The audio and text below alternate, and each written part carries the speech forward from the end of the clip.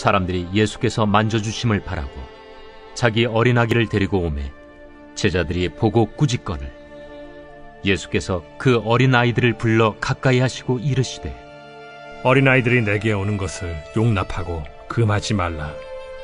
하나님의 나라가 이런 자의 것이니라.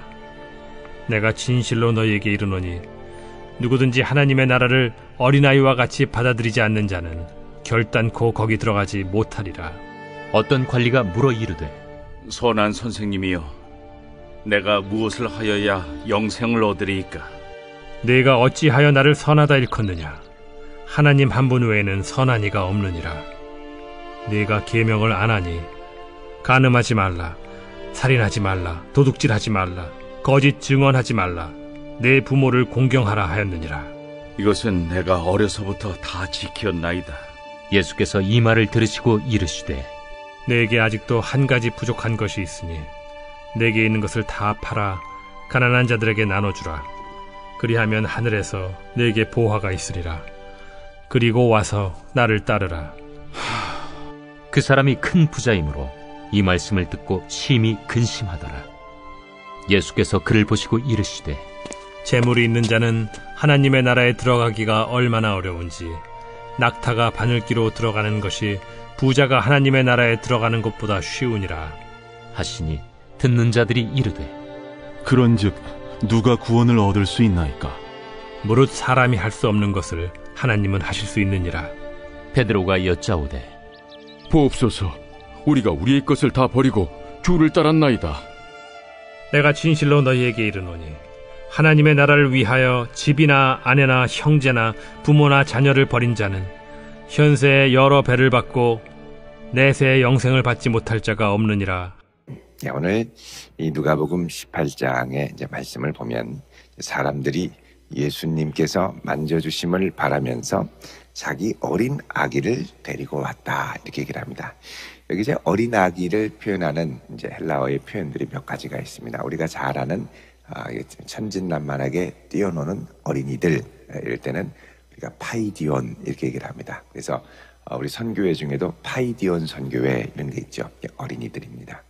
근데 이제 여기 오늘 본문에 나오는 이 이제 어린 아기, 이제 말 그대로 영아입니다. 우리 교회로 하면 유치부 말고 더 어린 영아부, 아장아장 걷거나 뭐 거의 품에 안길 정도로 이런 아이들을 브레포스 이렇게 얘기를 합니다. 그래서 요 아기들, 아주 어린 아기들을 예수님께 데리고 오는 거죠. 이렇게.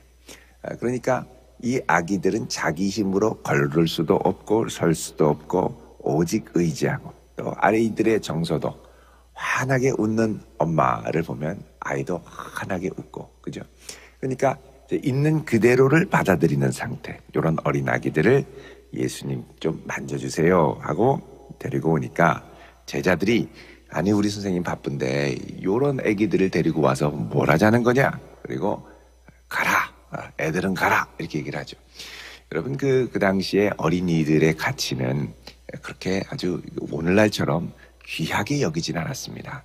물론 많이 낳기도 했지만 또 아이들은 많이 죽었기 때문에 영아 사망률이 높았죠. 그래서 어느 정도 큰 성인이 될 때까지 이 아이들은 그렇게 가치를 두지 않는, 상대적으로 많이 이렇게 하찮게 생각했던 경향들이 있었습니다. 근데 예수님 바쁘신데 여러 사람들 만나기도 바쁘신데 이 아기들까지, 홀리게 아기들까지 만져주셔야 되느냐? 가라 이렇게 얘기를 하죠. 그러자 예수님께서 이제 이야기를 하십니다. 16절에 이 어린 아이들을 불러 가까이 하시면서 어린 아이들이 내게 오는 것을 용납하고 금하지 말아라. 왜요?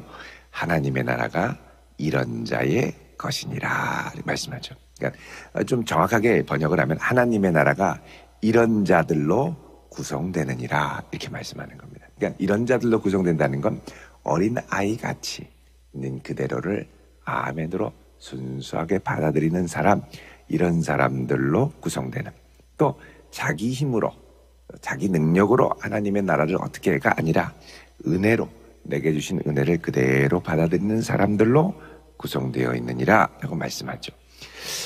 17절에 내가 진실로 너희에게 이르노니 누구든지 하나님 나라를 이런 어린 아이와 같이 받아들이지 않는 자는 결단코 거기 들어가지 못하리라 그럽니다. 어린 아이와 같이 너무 개선하지 말고 주님을 단순히 신뢰함으로 주님의 말씀을 받아들이며 주님의 통치를 받아들이며 주님의 역사를 받아들이는 것.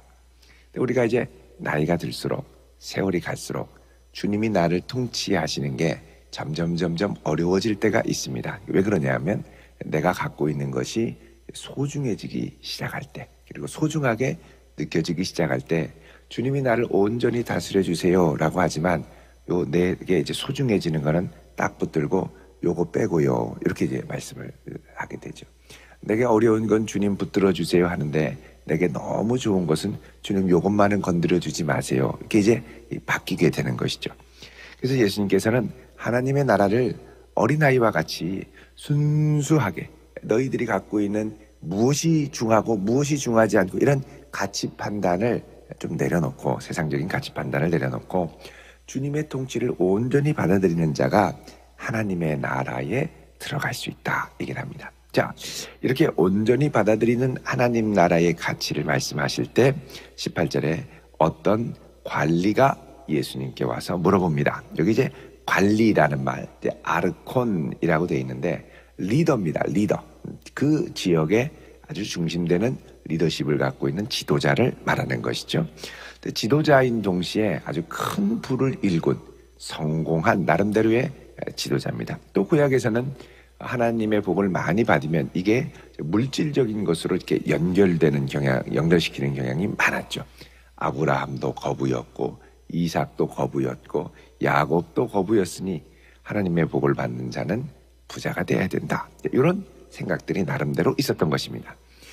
물론 예수님께서는 이제 신약에 오셔서 심령이 가난한 자가 복이 있다 이렇게 말씀을 하셨죠. 자, 이 관리가 와서 물어봅니다.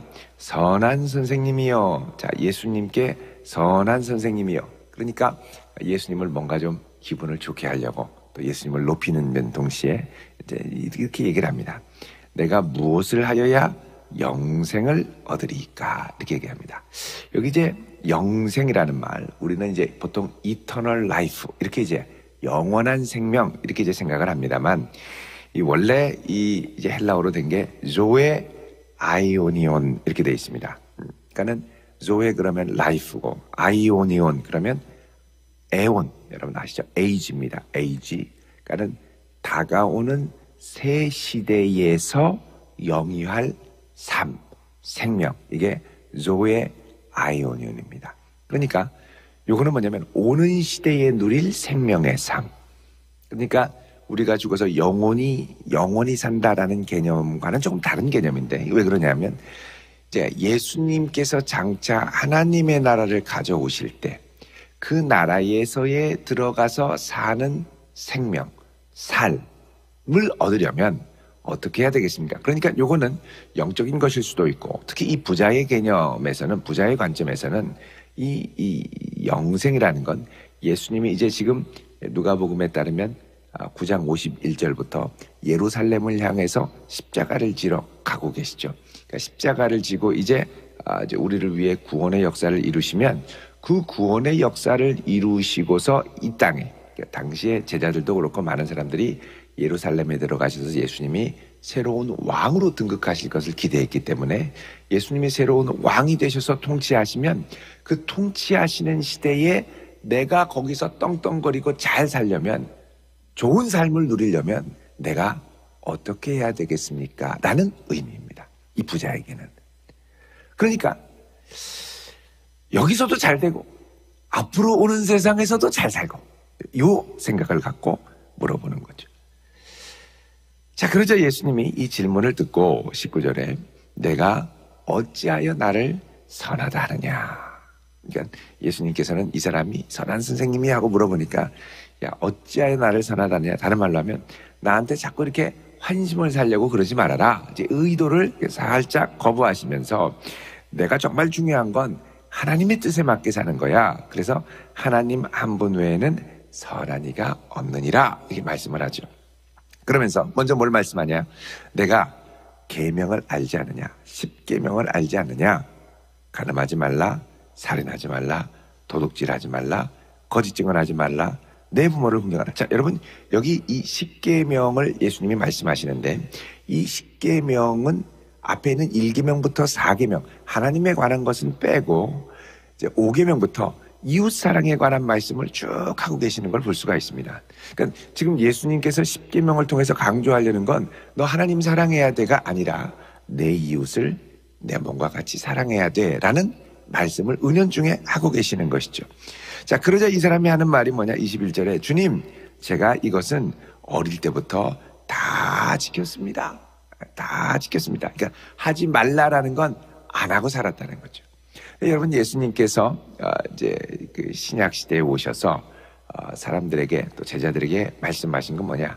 하지 말라는 것을 안 하는 차원을 넘어서 그 하지 말라고 하는 본래 의도를 더 살려서 살아가라는 것이 예수님의 뜻이었습니다. 예를 들면 너희들 간음하지 말라라고 했지만 누구든지 내 이웃을 보고 음욕을 품고 보려면 그렇게 하면 안 된다. 눈을 뽑아버려라. 이 정도까지 말씀을 하셨죠. 그리고 내 원수를 미워하고 내 이웃을 사랑하라고 했지만 내가 너한테 다시 말하는데 원수도 사랑해라.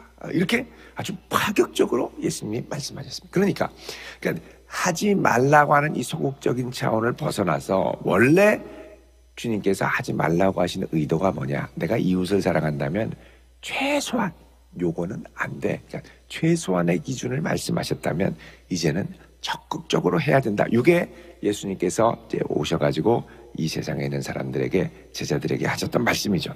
자, 이렇게 말씀했는데 이 사람이, 지도자가 난 다 했다는 겁니다. 다 했다. 그러니까 예수님이 이 말을 딱 들으시고 이런 말씀을 하십니다. 내게 아직도 한 가지 부족한 것이 있으니. 이게 이제 마태복음 19장 21절에는 내가 온전하고자 할진대 이렇게 얘기합니다.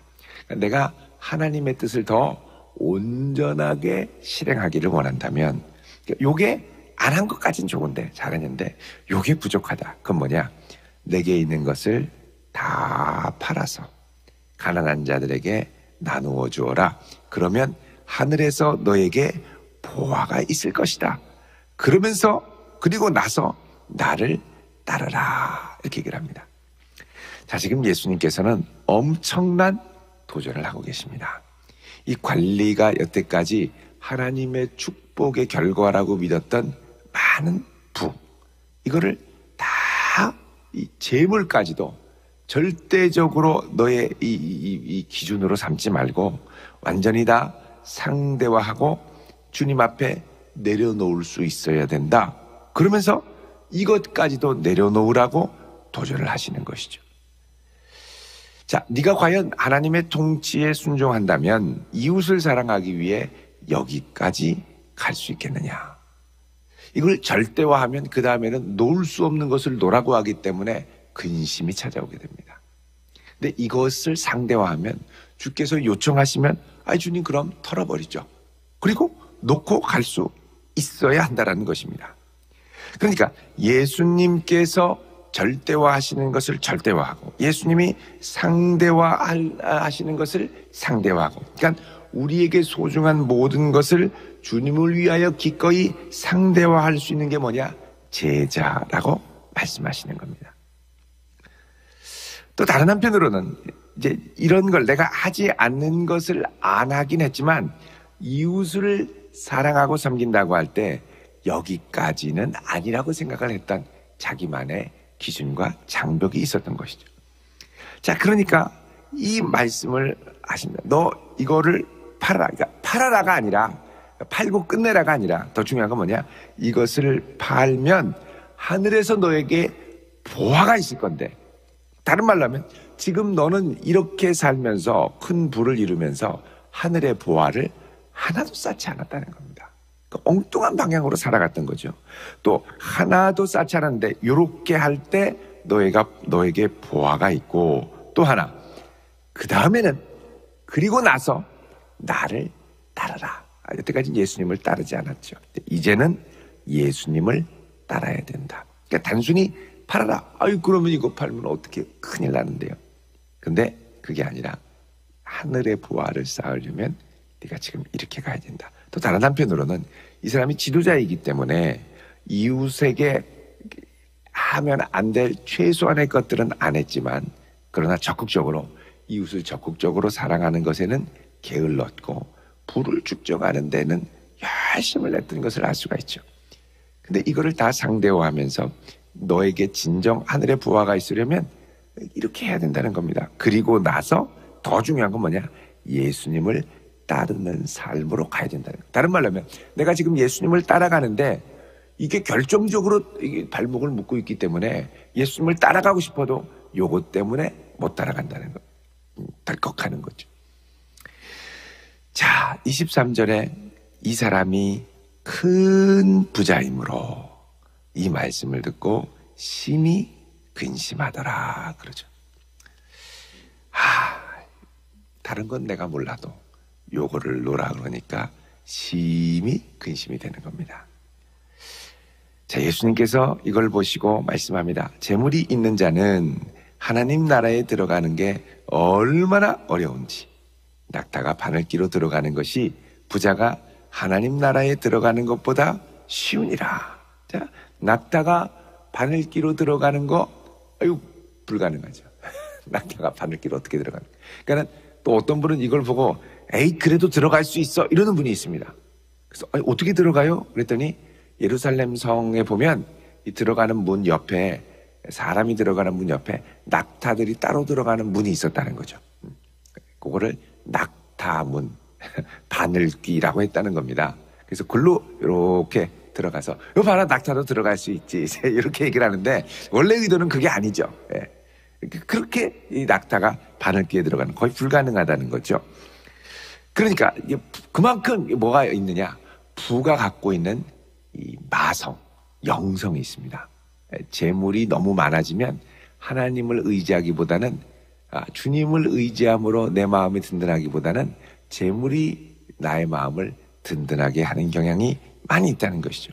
그래서 예수님께서 이게 부의 문제가 단순히 그냥 뭐 많다 적다의 문제가 아니라 그 사람의 마음과 가치를 지배하기 시작할 때, 상대화하지 못하고 이게 절대화되기 시작할 때 찾아오는 위험성을 경고하십니다. 자, 그러자 26절에 듣는 사람들이 누가 구원을 받을 수 있습니까? 그렇게 얘기를 하죠. 다들 마음에 걸리는 게 있습니다. 그러자 무릇 사람이 할 수 없는 것을 하나님은 하실 수 있느니라. 다른 말로 하면 이것조차 네가 노력하고 애써서 하는 게 아니라 주님이 마음을 주시고 성령을 부어주시고 순종할 수 있는 믿음을 주시고 기꺼이 따를 수 있는 은혜를 주실 때 가능하다는 겁니다. 자, 베드로가 말합니다. 주여, 우리가 우리의 것을 다 버리고 주님을 따랐습니다. 그래서 예수님이 내가 진실로 너희에게 이르노니 하나님 나라를 위하여 집이나 아내나 형제나 부모나 자녀를 버린 자는 현세에서 여러 배를 받고 내세에, 내세라는 건 다가오는 세상, 영생, 천국도 포함이 되고 앞으로 주님이 이루실 하나님의 나라, 또 새하늘과 새 땅 또 포함하고, 또 여기서는 성령 강림 이후에 맛볼 삶도 영생에 포함이 됩니다. 이것까지 영생을 받지 못할 자가 없느니라 그러죠. 그러니까 주님이 나의 전부가 되셔서 주님을 위해 완전히 모든 것을 내어놓고 주님을 따라가는 삶, 그러면 이 모든 것을 더하신다는 거죠. 그래서 이 말씀은 너희는 먼저 그의 나라와 의를 구하라, 그리하면 모든 것을 너희에게 더하시리라는 말씀과 아주 긴밀하게 연결이 되어 있습니다. 그의 나라와 의를 먼저 구하라. 무엇보다 제일 중요하게 추구를 하면 나머지 필요한 것은 주님께서 더하시리라 라는 말씀입니다. 그러니까 이거 포기하면 하늘에서 내게 보화가 있으리라, 이걸 우리가 잘 생각해야 됩니다. 내게 보화가 있으리라가 영적인 보화, 그래서 물질은 하나도 없네는 아닙니다. 하늘에서 너에게 주시는 보화, 하늘에서 쌓아둔 보화가 하늘에서도 물론 충만하게 부어주시지만 이제는 내가 내 힘으로 여태까지 살았다면 주의 은혜로 사는 삶으로 바뀌게 되는 것이죠. 그러니까 지금부터 누리는 삶의 퀄리티가 많이 달라지게 됩니다. 이전에는 감사도 없었습니다. 왜요? 내 돈으로 다 하는데요. 근데 지금은 감사가 넘칩니다. 왜요? 이게 내 것이 아니라 주님의 은혜로 여기까지 할 수 있도록 붙들어 주셨기 때문에. 그래서 그 다음부터는 삶 자체도 감사를 알고 은혜를 아는 삶으로 바뀌게 되죠. 여러분, 이것이 뭐냐? 바로 오늘 처음 시작했던 어린아이와 같이 하나님의 나라를 받아들이는 삶이라고 말씀하는 겁니다. 여러분, 우리가 단순한 마음으로 주님을 더 깊이 사랑할 수 있기를 축원드립니다. 주님을 기쁘게 따라가며 주님이 어디로 우리를 인도하시든지 주여 기쁘게 순종하며 가게 하옵소서. 기꺼이 주를 위해 드릴 때 이 모든 것을 더하시는 하늘의 크신 은혜를 맛보는 복된 성도 되시기를 우리 주님의 이름으로 축원드립니다. 기도하겠습니다. 거룩하신 아버지 하나님, 그의 나라와 의를 저희들이 구하며 살기를 원합니다. 하나님의 나라를 구하며 살기를 원합니다. 저희 모든 것을 통하여 주님의 기쁨이 되고 영혼들을 살리고 돌이키는 귀한 역사에 쓰임받게 하여 주시옵소서. 오늘 이 아침 주 앞에 간절히 기도하는 하나님의 백성들의 기도를 들으시고 주여 속히 응답하시며 모든 것을 더하시는 주의 은혜를 맛보는 한날이 되게 하옵소서. 예수 그리스도의 이름으로 기도하옵나이다. 아멘.